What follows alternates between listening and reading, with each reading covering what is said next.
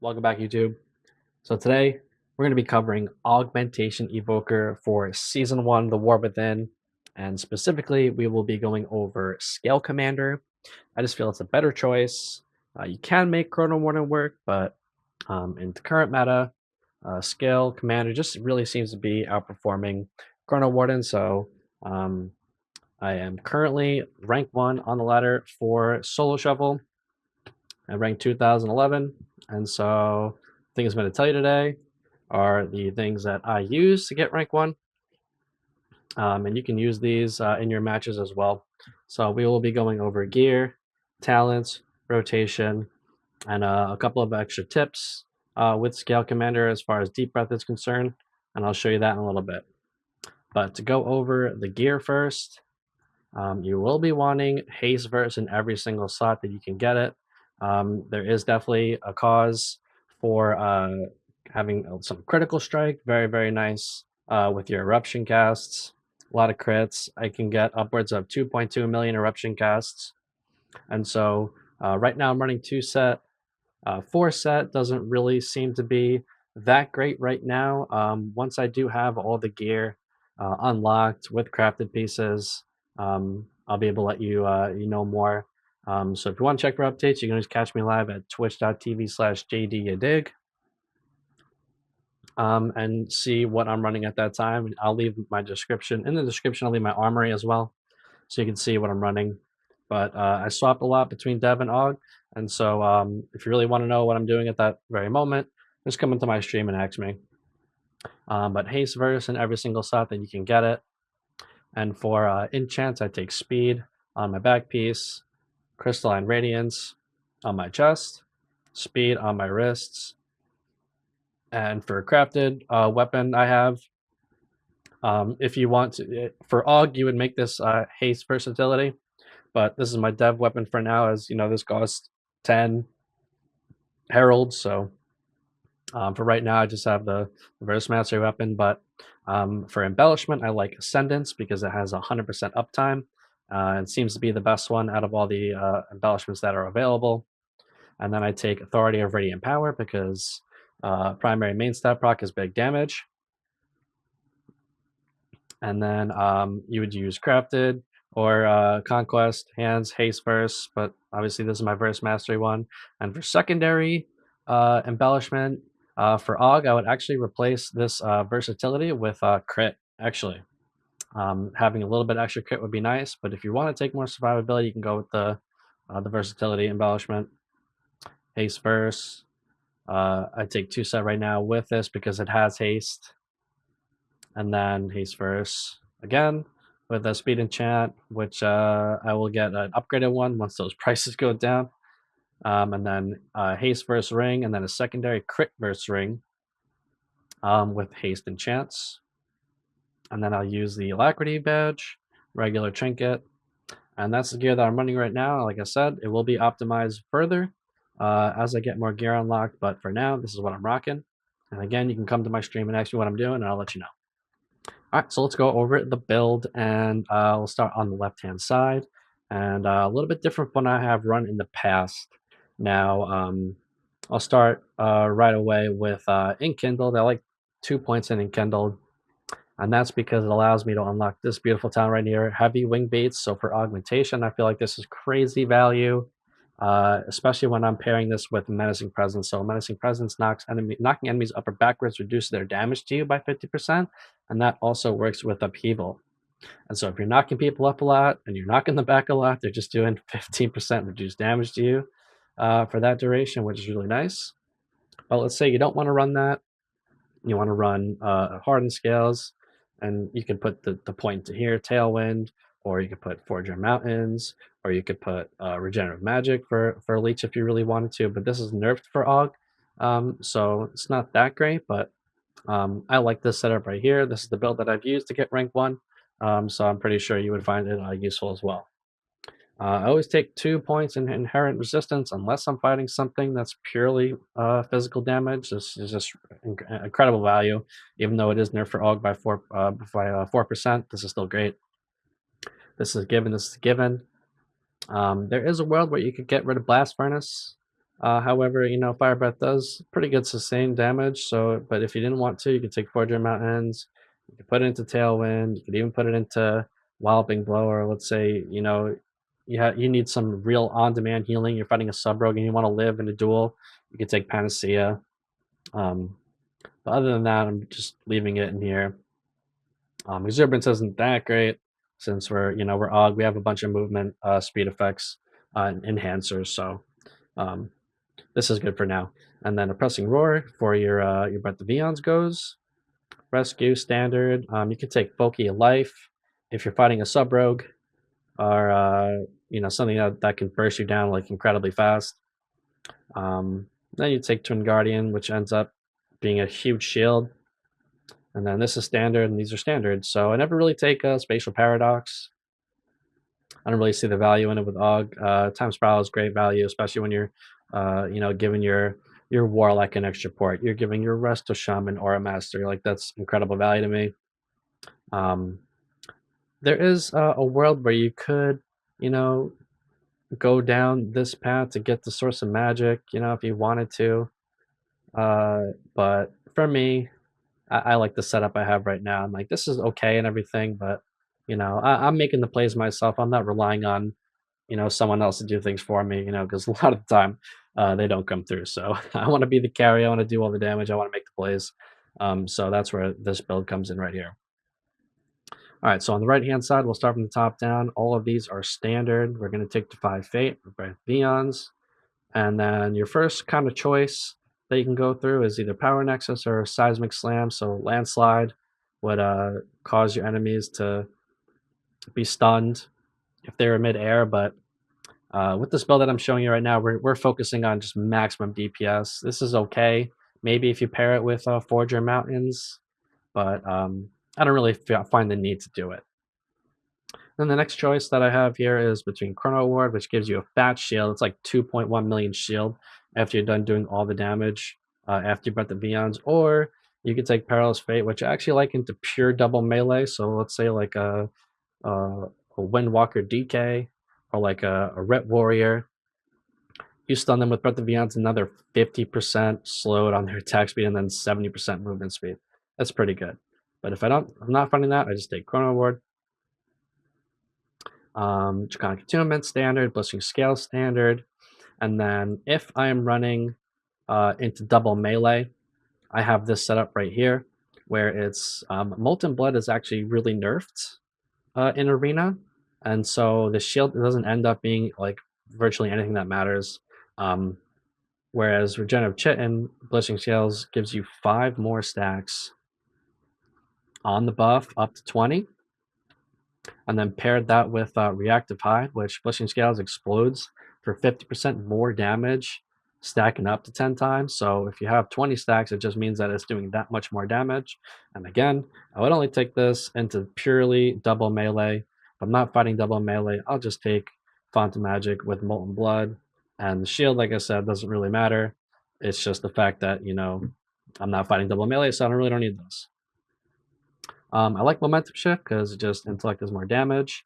I put 1 point into Aspect's favor. There could be a case potentially for putting this point into Wormstone. Let's say you're fighting a Boomkin and you want your healer to be out of the Root Beam. They can use this to get out of the Root Beam, or maybe you're just like really, really, really far from healer at some point and you have no outs to get away and you want to just port back to him. Like that's definitely a world where this could be useful as well. But for the most part, I just take Aspect's favor. And then I'll take Arcane Reach, Font of Magic, Hoarded Power, Ignition Rush, Essence Burst, Reduced Cast Time Eruption, which is great. Motes of Possibility, which Eruption has a chance to form a moat, which gives anybody who comes in contact with it, your allies, a random buff. And then Overlord, Breath of Vions, casts Eruption at the first enemy struck, which is great for your damage. Time Skip, which is great for your cooldown recovery. So you just go behind a pillar, you get all your cooldowns back, or virtually almost. And then, truthfully, the cornerstone of this build is Imminent Destruction. So after you Breath the Vions, you will be able to just spam Eruptions because they only cost 1 essence and their damage is increased by 10%. And I'll show you how to do that with the rotation and everything, but this is huge. And then Plot the Future, Breath the Vions grants you for the aspects, so less for 15 seconds. It doesn't cause exhaustion, so less than Arena. Who doesn't love that? And again, we pair that with imminent destruction with the Breath of Eons, and you're gonna have less, and you're gonna be blasting eruptions.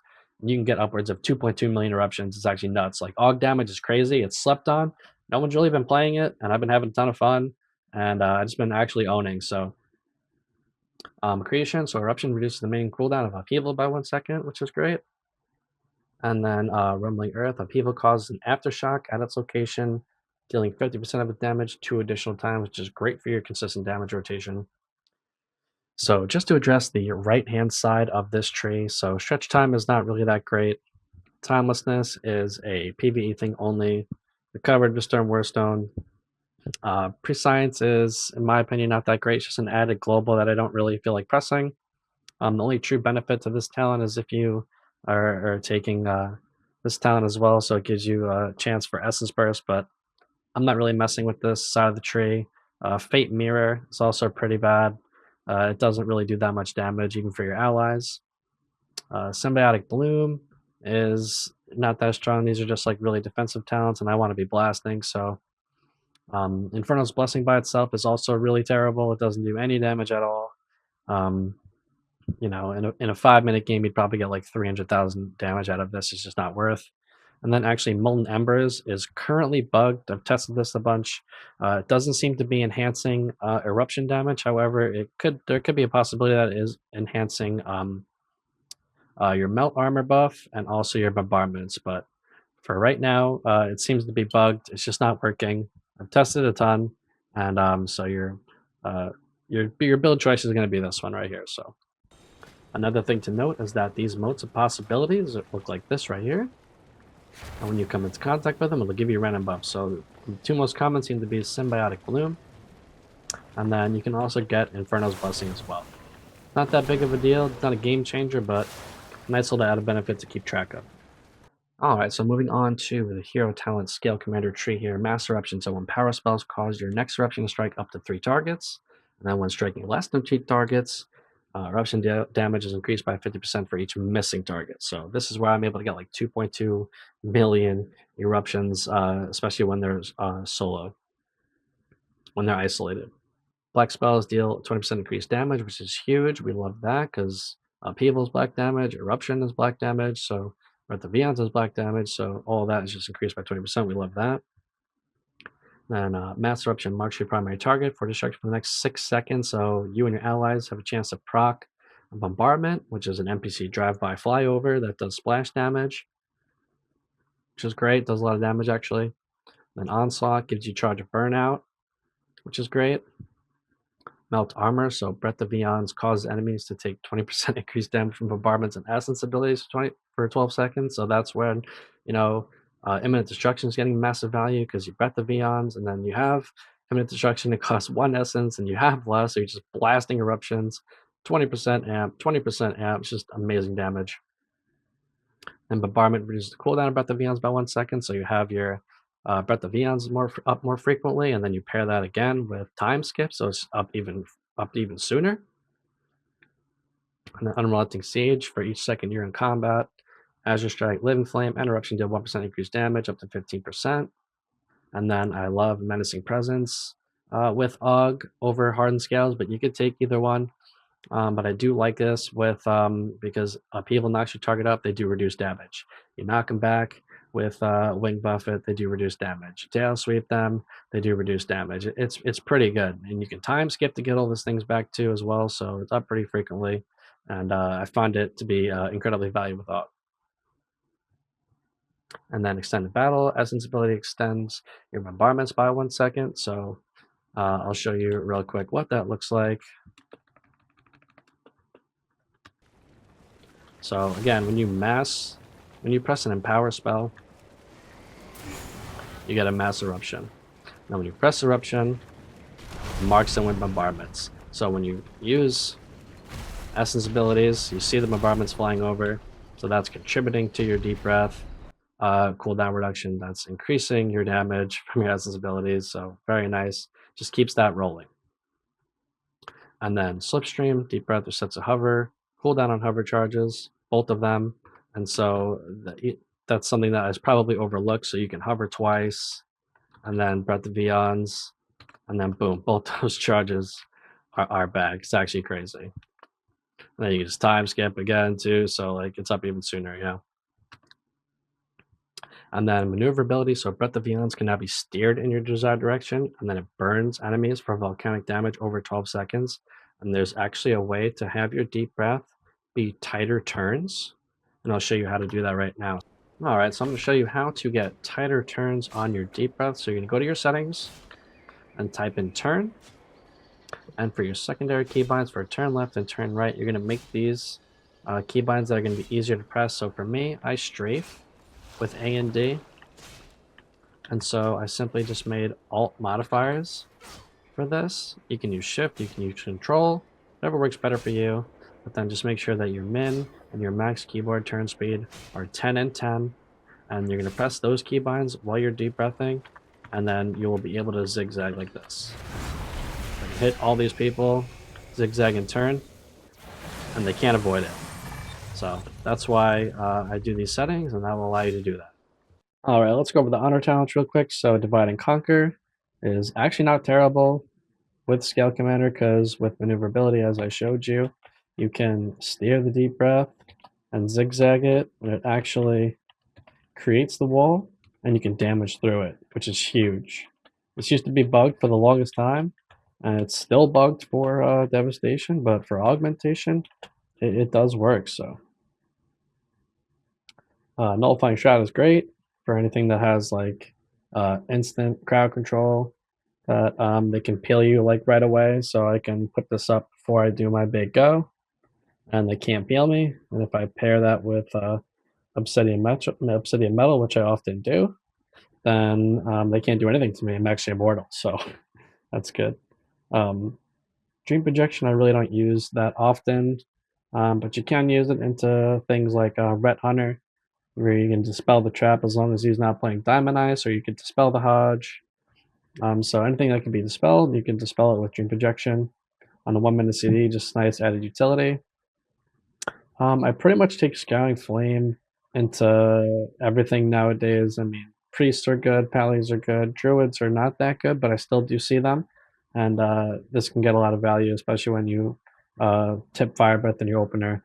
You just strip away 4 hots if you're playing Font of Magic, which most of the time you should be. So Swoop Up is kind of just a Battlegrounds thing. You can grip away their flag carrier and to the edge of the map and then knock them off, or you can do that to a healer even. And a lot of times if you're playing BGs, they will you can pair that with a Spatial Paradox, so you can get 60-yard range on Swoop Up and grab the flag carrier like super far away. That's where you would find the most value with this, but in arenas, I don't find this ever being used. Chrono Loop is okay. It can be used to, you know, bait some major cooldowns. You can maybe force like a life swap. You can actually put Chrono Loop on a evoker, a preservation evoker, who's trying to do communion when he's like super low. So he actually can't dispel it because he's silenced for the whole duration. So you can completely negate that cooldown if you get it on him at the right times. Born in Flame is okay. It's not like a must take. This is like a really situational type thing. I honestly don't find too much value in this. I'd rather just have Purge and Aura Mastery myself. If you want to take Dreamcatcher, you absolutely can do so, especially if, let's say, you're playing with like a Warlock and you're playing against a melee cleave, and you know for a fact they're going to W key that Warlock the whole time, so you're going to be free to get crowd control on the healer. So you just spam Sleepwalk. Dreamwalker's Embrace is not that good. I never really take it ever. Actually, I never take it. It's just doesn't do that much damage, and it's such a hard thing to pull off. I mean, the skinny little line is just not that good. Like it's, you know, and if you go too far, it breaks. Like it's just not that good. Time stop can be very useful, especially when you're trying to just live while your healer is in crowd control with like, especially with no trinket. So you can use that. You could also use this to, you know, let's say you have no kicks and a mage or a warlock is like casting like, say like a warlock's casting Chaos Bolt on you.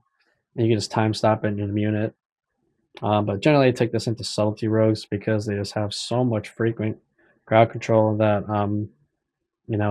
every 20 seconds that if they go over and kidney your healer and then they want to get to you to shadow step dance you, and I just press time stop so that I don't take any damage.